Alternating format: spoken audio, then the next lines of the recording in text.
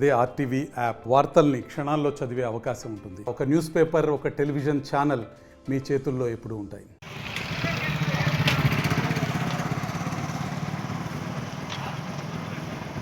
మాజీ ముఖ్యమంత్రి జగన్మోహన్ రెడ్డిని ప్రజలు చేత్కరించిన, నీ పరిపాలన మాకొద్దని చెప్పి తరిమి కొట్టిన, సిగ్గు లేకుండా ప్రజలను తప్పుదోవ పట్టించడమే లక్ష్యంగా పెట్టుకున్నాడు.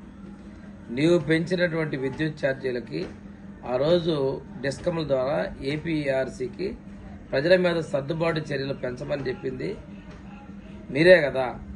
అయినప్పటికీ కూడాను నీవు పెంచిన ఛార్జీలకు నువ్వు ఈరోజు ధర్నా పిలుపునివ్వటం నీ మానసిక అపరిపక్వతకు నిదర్శనంగా చూపుతా ఉంది.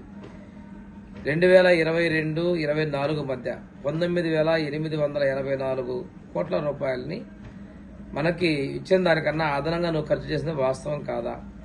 ఈ ఖర్చు చేసిన దాన్ని ప్రజలపైన సర్దుబాటు కింద బిల్లులో సర్దుబాటు చేయాలని చెప్పేసి డిస్కమ్ల ద్వారా ఏపీఆర్సీకి పంపించింది తెలిసి కూడా ఈ రోజున నీవు ధర్నాకు పిలవడం సిగ్గుచేటు.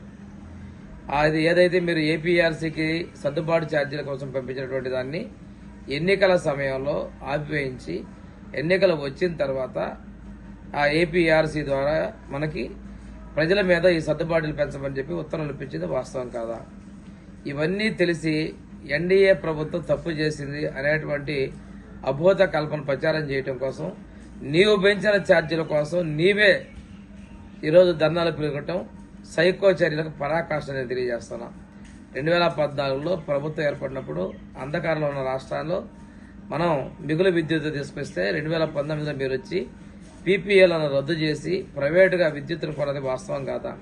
విద్యుత్ రంగాల సంస్థల్ని సంక్షోభంలో కొరబోయింది చేసేటట్టు చేసింది మీరు కాదా?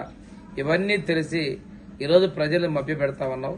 ఈరోజు 6 నెలలకే ప్రజల్లో వ్యతిరేకత వచ్చిందని, నీకేదో ఇది జరిగిపోతుందని చెప్పేసి నువ్వు ప్రమలగంటున్నావు.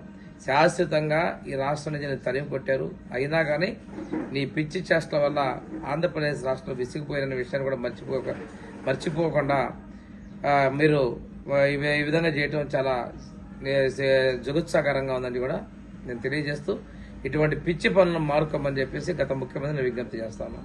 మరిన్ని వీడియోస్ కోసం ఛానల్ ని సబ్స్క్రైబ్ చేయండి. లేటెస్ట్ అప్డేట్స్ కోసం వాట్సాప్ ఛానల్ ని ఫాలో అవ్వండి. అండ్ లింక్ డిస్క్రిప్షన్ లో ఉంది.